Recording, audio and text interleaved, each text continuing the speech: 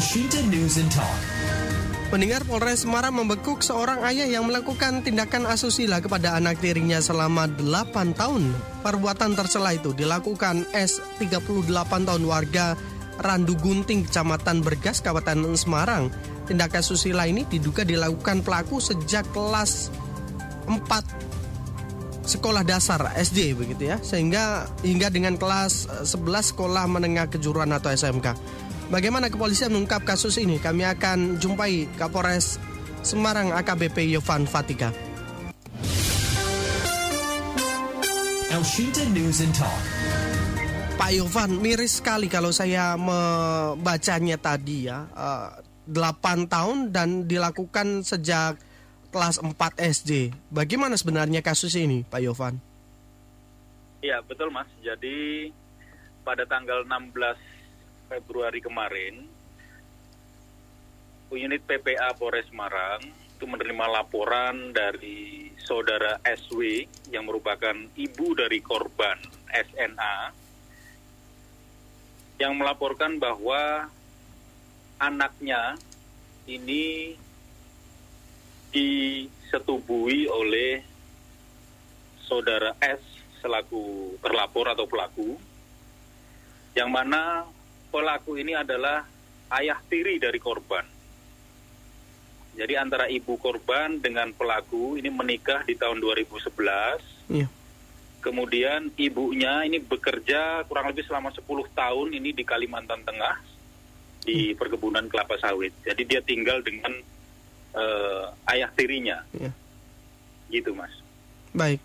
Kemudian kalau dari sang ibu sendiri, apakah memang dalam 10 tahun itu tidak pernah pulang atau bagaimana sehingga baru ketahuan di tahun 2022 ini? Iya. Jadi selama 10 tahun ini ada beberapa kali pulang ibunya ini. Ya. Kemudian selama pandemi ini sangat jarang sekali pulang. Nah, kebetulan di tanggal 14 Februari itu anaknya meminta untuk sang ibu ini untuk pulang.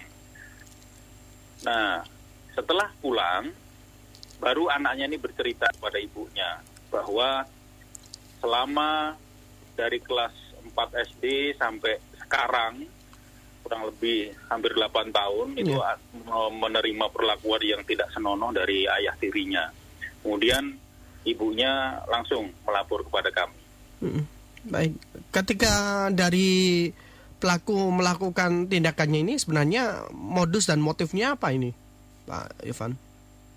Kalau keterangan yang kami dapat sampai saat ini, untuk pelaku itu menyampaikan bahwa ya selama ditinggal istrinya bekerja di Kalimantan Tengah itu tidak tersalurkan kebutuhan biologisnya.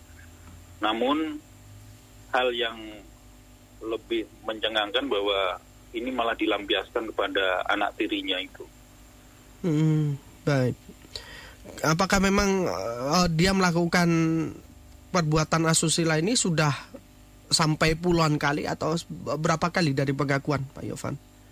Kalau dari pengakuan korban itu, dari kelas 4 SD itu hampir setiap hari sampai dengan tanggal dilaporkan itu.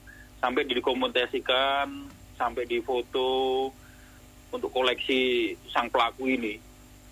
Jadi betul-betul sangat mencengangkan lah bagi kami untuk kasus yang satu ini. Kondisi dari korban bagaimana? Kalau saya membayangkan ini korban akan benar-benar sangat terpukul untuk psikologisnya. Saat ini bagaimana kondisi korban, Pak Yovan? Betul. Jadi kami dari pihak PPA juga melakukan pendampingan kepada korban terutama. Ini masih menjalani terapi psikologi forensik dari kami. Dan kita fokus itu aja dulu. Sambil itu nanti penanganan penyidikannya berjalan. Jadi kita fokus pada kondisi psikis anak. Karena ini masih kelas 11 di SMK. Apakah ada ancaman yang dilakukan pelaku kepada korban? Untuk setiap melakukan, itu dia menyampaikan bahwa yang korban ini disuruh diam. Jangan bersuara, jangan berisik, nanti tetangga mendengar gitu. Itu yang sering disampaikan oleh pelaku kepada korban saat melancarkan aksinya itu. Tetapi tidak ada ancaman untuk tidak melaporkannya kepada tetangga atau kepada ibunya, tidak ada sama sekali. Ada melapor. Jangan ngomong siapa-siapa, termasuk ibunya itu ada. Nah, kemarin di tanggal 14 itu anaknya langsung meminta untuk orang tuanya, ibunya ini pulang, dan semuanya diceritakan saat ibunya tiba di kediaman. Baik. Kemudian kalau dari sisi korban sendiri, apa yang sebenarnya membuat dia ini bungkam selama 8 tahun yang karena sesuai tadi dikatakan Pak Yovan, dari pelaku melakukan perbuatan asusila ini setiap hari. Tentu dari psikologi sang anak sendiri sangat benar-benar berat ya trauma yang dialaminya. Kenapa baru mengungkapnya sekarang? Ada informasi lebih detail tidak Pak Yovan? Ya, dari korban memang selama ini merasa sangat ketakutan dan tertekan dengan ancaman-ancaman saudara pelaku ini. Ya. Karena betul-betul memang yang menghidupi itu ibunya, yang kerja itu ibunya di Kalimantan Tengah itu. Jadi Bapak Tirina ini nggak punya pekerjaan yang tetap, termasuk tempat tinggal juga yang menyediakan ibunya. Malah kami dapat cerita bahwa rumah itu sudah baru aja dilunasi sama ibunya ini. Jadi segala macam finansial itu dari ibunya langsung ke bapaknya, dan mungkin ancaman-ancaman tertentu yang menjadikan korban ini takut untuk bercerita. Ya, kalau sampai 8 tahun perbuatan dilakukan hampir setiap hari, kondisi korban apakah sempat mengalami kehamilan, Pak Yovan? Oh, enggak. Jadi saat melakukan aksinya itu memang di luar lah. Nah, kemudian kalau untuk perihal ini, bagaimana penanganan dari kepolisian? Pasal apa yang akan dijeratkan kepada pelaku? Ya, jadi kalau untuk hal ini kita sangkakan tentang tindak pidana persetubuhan dan atau pencabulan terhadap anak, atau setiap orang yang melibatkan anak dalam kegiatan dan atau sebagai objek pornografi yang dieksplisit memuat pornografi anak. Itu sesuai dengan pasal 81 ayat 1 dan 2 serta ayat 3. Kita juntokan lagi pasal 76B dan atau pasal 82 ayat 1, 2.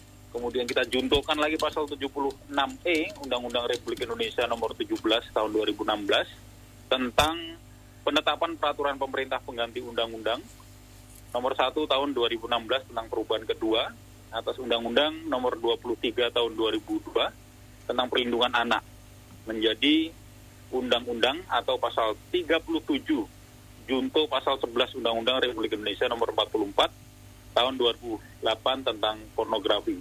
Adapun ancamannya karena ini dilakukan oleh keluarga internal, itu ada tambahan sepertiga dari ancaman pidananya.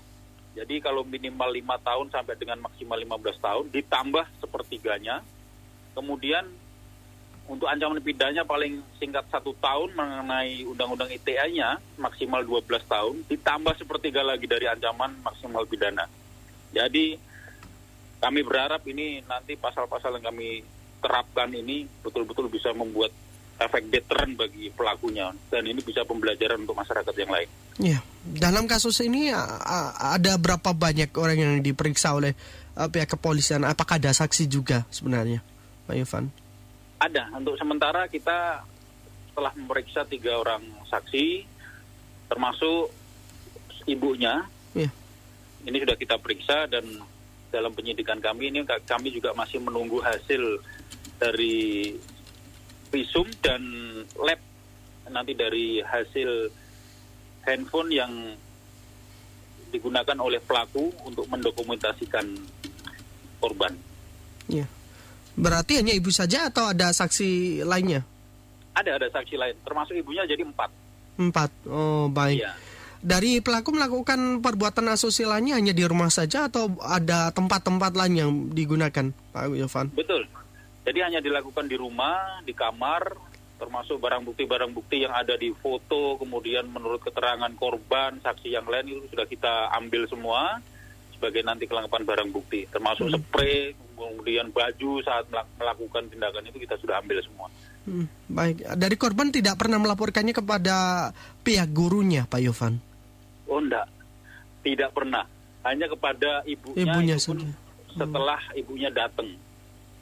Baik. Karena betul-betul ini tertekan nih, secara psikisnya, takut nih korbannya. Iya, berarti sang korban ini hanya anak tunggal ya, tidak memiliki saudara sama sekali ya, Pak Yovan ya? Dia 2 bersaudara, jadi dia punya adik kelas 4 SD. Oh baik. Tetapi adiknya tidak mengetahui dan tidak mengalami hal yang sama, Pak Yovan? Enggak, adiknya laki-laki. Oh laki-laki, baik. Iya. Tapi tidak mengetahui peristiwa ini adiknya, Pak Yovan? Tidak. Oh, baik. Sama sekali tidak. Makanya kita juga sangat heran Ibu. Sekian tahun. Baik. Pak Yovan, terima kasih ya. Nanti kita update terkini untuk kasus tersebut, Pak Yovan. Terima kasih. Sehat selalu, Pak Yovan. Terima kasih. Sehat selalu. Demikian mendengar Kapolres Semarang AKBP Yovan Fatika.